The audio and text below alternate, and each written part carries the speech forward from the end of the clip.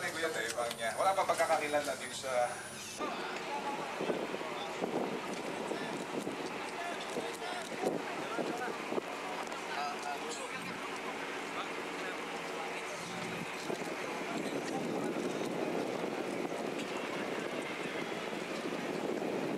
Sa may kutson na malapad, nabitawan ko po yung anak ko sa kamay. Hindi ko na siya nahabol dahil malakas ang agos.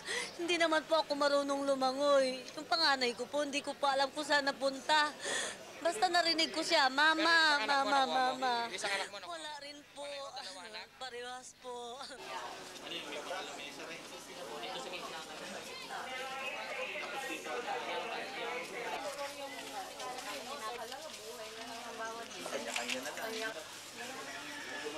Pero nag-ano na rin sila na life jacket nila.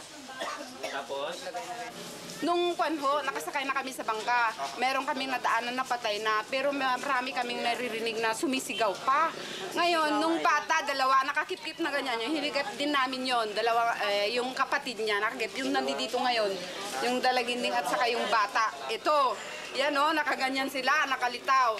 Ngayon, nung di pa kami nakakalayo ng mga kwan, 5 metro yata, yung matanda naman. Yun ang kahuli-hulihan, pero duman na yung patay. Lalaki yun eh. Nakalitaw. Ano ang pangalan?